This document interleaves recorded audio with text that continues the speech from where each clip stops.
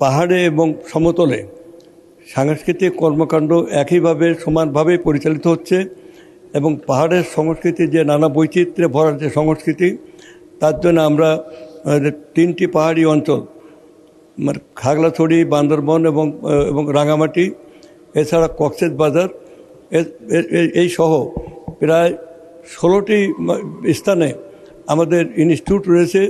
সেখানে আমরা যে ক্ষুদ্র জাতিগোষ্ঠী, ক্ষুদ্র নৃতাত্ত্বিক গোষ্ঠী, এদের জন্য 16টি ইনস্টিটিউট আছে এবং সেখানে আমরা এই কর্মকাণ্ড পরিচালনা করছি। তাদের সংস্কৃতির যে নানামুখী ইয়েতে তাদের আহার, তাদের পরিচ্ছদ, তাদের খাদ্যদ্রব্য, তাদের গান বাজনা, তাদের নৃত্যকলা এবং এর সাথে সমতলের এটাকে সমন্বয় করে আমরা একটা অভিন্ন জাতি গঠনের যে পরিকল্পনা, যেটা আমাদের অভিন্ন জাতি গঠন এবং জাতিসত্তার মানে অগ্রগতি, সেটা আমরা করতে চাই।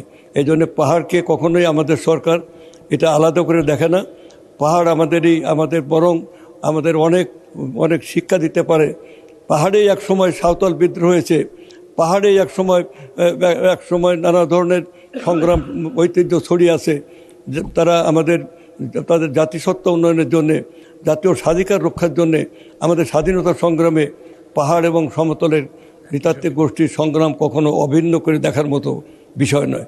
আমরা একটা ঐক্যবদ্ধ জাতি এবং সেই জাতীয়তা এবং বাংলাদেশি জাতীয়তাবাদের যে ভিত্তি, সেটা হচ্ছে আমাদের ডিউটি হচ্ছে to safeguard our national interest, to protect our national economy, এবং সেটাই আমরা করে চলেছি।